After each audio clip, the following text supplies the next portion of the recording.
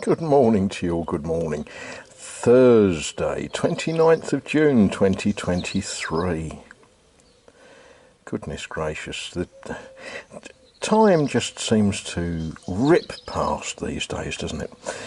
I might do a little bit of fettling today. I might not. One of my,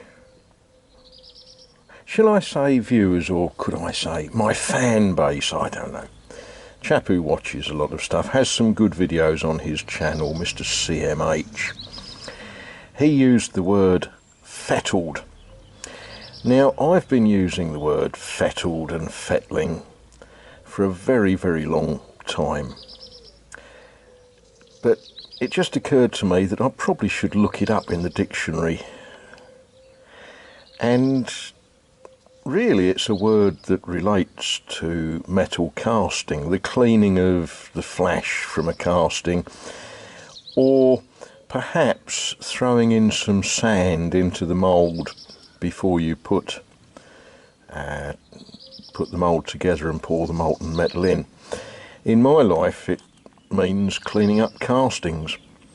And of course, this casting, which is all rusty and horrible, it's rusty because it's lived all its life outdoors. But as I've been wire wheeling it, of course, we see that it probably was never completely fettled, because there's very often commercially there's no value to it. There are, oh yeah, what's the matter? You want food? They love me until I feed them, then they go and sleep. When a casting comes out of the sand, or whatever other medium it was cast into, there are some surfaces that must be machined and made perfect. You know, we might think of the inside of the boss.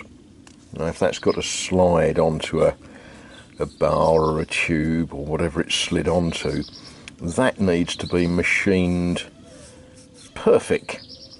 And the keyway needs to be cut very, very carefully and accurately. But all of these other surfaces, in effect, don't matter. And cleaning them all up is incredibly labour intensive.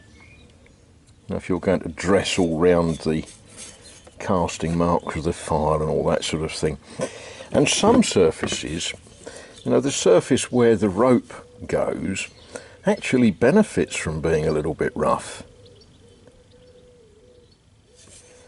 But we'll fettle this a bit. Incidentally, that keyway isn't straight. There's a funny thing. Yeah.